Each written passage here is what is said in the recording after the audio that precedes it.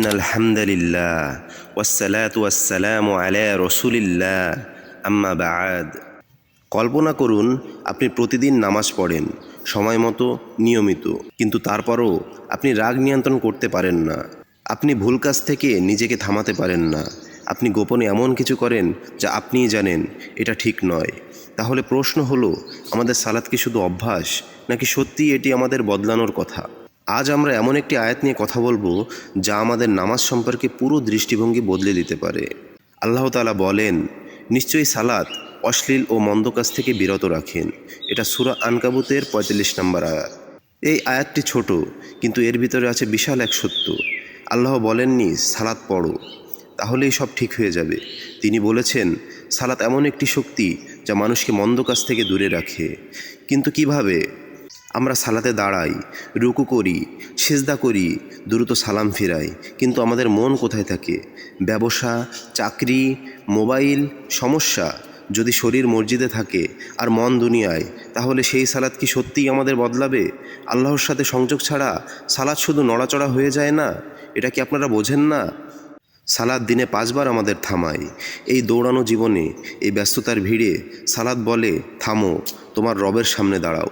যখন একজন মানুষ সত্যিকারের খুশু, মনোযোগ ও বিনয় নিয়ে সালাত পড়ে, সে বুঝতে শুরু করে সে একা নয়, তার প্রতিটি কাজ দেখা হচ্ছে। আর যখন এই অনুভূতি হৃদয়ে ঢুকে যায়, তখন মানুষ গোপন পাপ করতেও লজ্জা পায়। এটাই সালাতের শক্তি। যদি সালাত মানুষকে মন্দ কাজ থেকে বাঁচায়, তাহলে কেন অনেক নামাজি মানুষও ভুল করে? উত্তর কঠিন কিন্তু সত্য। সব সালাত একরকম নয়। রাসূল সাল্লাল্লাহু আলাইহি ওয়াসাল্লাম বলেছেন, অনেকে সালাত থেকে শুধু ক্লান্তি পায়, কারণ তার মন উপস্থিত ছিল না। সালাত তখনই বদলায় যখন আমরা বুঝে পড়ি, যখন আমরা আয়াতের অর্থ জানি, যখন আমরা অনুভব করি আমরা আল্লাহর সামনে দাঁড়িয়ে আছি।